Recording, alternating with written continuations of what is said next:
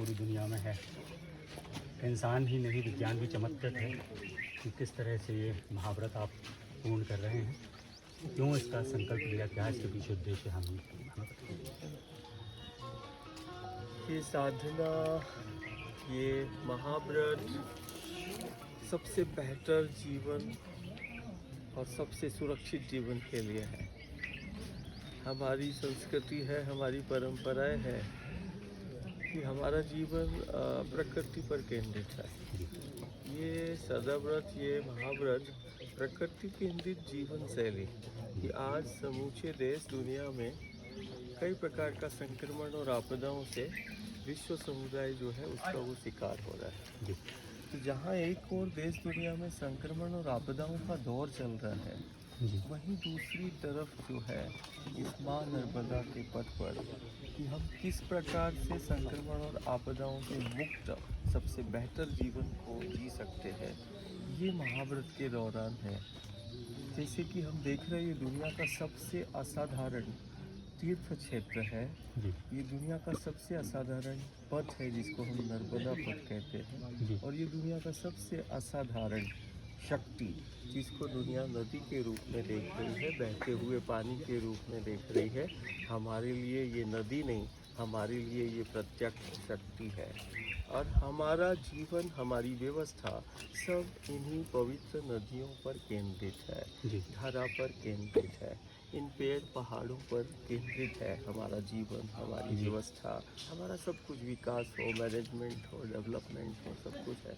कहीं ना कहीं ये महाव्रत साधना जहाँ समूचे विश्व में इस माँ नर्मदा की महिमा और महत्व को स्थापित करेगा, वहीं दूसरी तरफ ये संक्रमण और आपदाओं के दौर में कैसे प्रकृति केंद्रित जीवन को हमें जीना है, वो भी ये महाव्रत के दौरान, साधना के दौरान हम देश दुनिया को बताने का प्रयास कर रहे हैं कि यदि कोई अपनी प्रकृति के समीप है और प्रकृति हमारे लिए माँ है, हम नदियों को भी हम माँ कहते हैं, और दुनिया की सबसे असाधारण शक्ति नर्मदा के रूप में हमें प्राप्त है।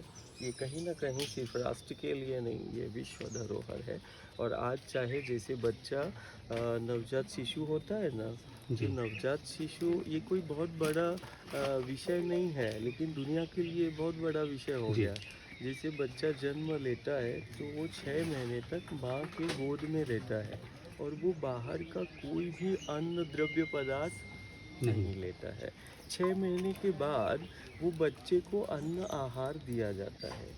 तो फिर शोध का विषय ये भी है कि एक नवजात शिशु जब माँ के आंचल से वो आहार लेता है और उसको किसी प्रकार का कोई कमजोरी नहीं होता है, वो बड़ा हष्ट पुष्ट रहता है, वो विकास भी करता है। और माँ के आंचल के अलावा वो नवजात शिशु किसी प्रकार का द्रव्य पदार्थ नहीं लेता है।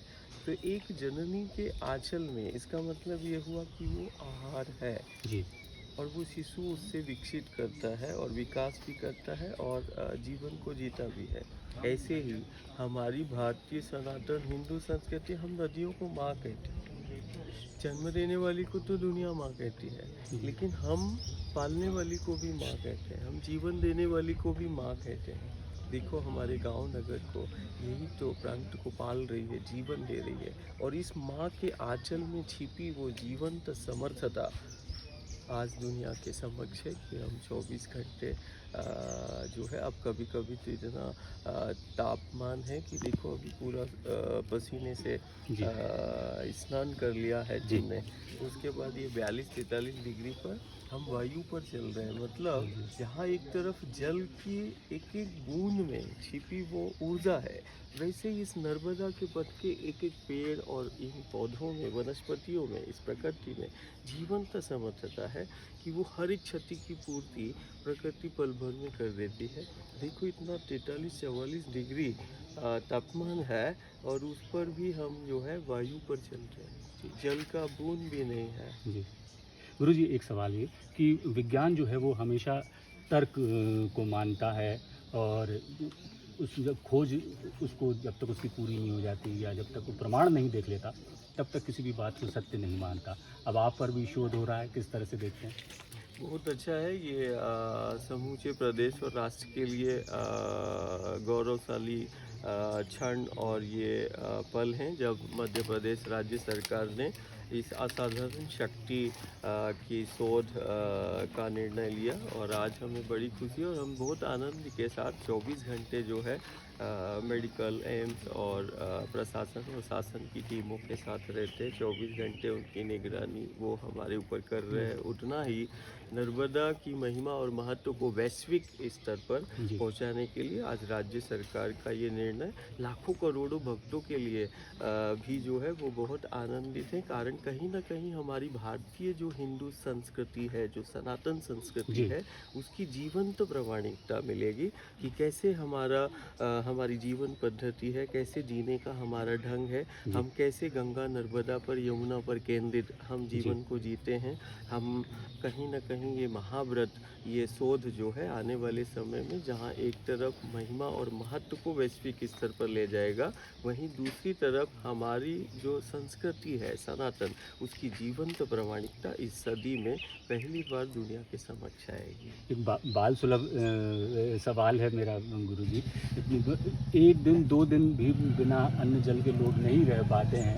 एक बहुत लंबा अरसा हो गया है आपको। अभी आज जी। दिन भर रहोगे तो उसका जी। उत्तर मिल जी जाएगा। जी जी आज जब हम चलेंगे तो अभी तो आहार की तो बहुत दूर की बात है। इस 4243 डिग्री में हम वायु पर चल रहे हैं। अभी आहार और जल की अभी अपन नहीं कल्पना करें, अभी सिर्फ वायु। तो ये और महाव्रत 24 जी घंटे अब चलो, अभी 30 किलोमीटर जब चलोगे जी तो देखोगे कि ये 42-43 डिग्री में इस माँ की नर्मदांचल की ये हवा में कितना सामर्थ्य है। ये मेरी भी इच्छा है कि मैं तो सबको दुनिया को आमंत्रित कर रहा हूँ और मेरी इच्छा है कि आप लोग कदम से कदम मिला के चलेंगे, तब सत्य को दुनिया के समक्ष है कि ये कैसे संभव है। ये हम कुछ चलकर ही और जीकर ही इसको सत्य को जान पाएंगे। एक आम इंसान, एक गृहस्थ इंसान, एक साधारण मानव के लिए ये बहुत असंभव कार्य है। हम आप क्या संदेश देना चाहते हैं? ये ये- आप जैसी संतुलित जीवन शैली, प्रकृति के बीच से उसका सानिध्य प्राप्त कर व्यक्ति अपने जीवन को कैसे सफल बना सकता है? इसमें साधना का आप क्या यही संदेश है कि प्रकृति केंद्रित जीवन शैली हो। जी और यदि ये देश दुनिया में संक्रमण और आपदाओं का दौर चल रहा है जी तो कहीं ना कहीं प्रकृति के साथ दुनिया ने छेड़खानी की है, जिसका परिणाम संक्रमण और आपदाओं के रूप में है। और ये जीवन जो है वही है कि फिर से वो अपनी संस्कृति की ओर आए और प्रकृति की ओर आए और सबसे बेहतर जीवन को जिए। जो प्रकृति के समीप है, माँ के निकट है, वो तनाव निराशा से मुक्त है। और सबसे बेहतर और सबसे सुरक्षित जीवन माँ की गोद में ही संभव है। हम ये बताना चाह रहे हैं। क्या नाम है अपना?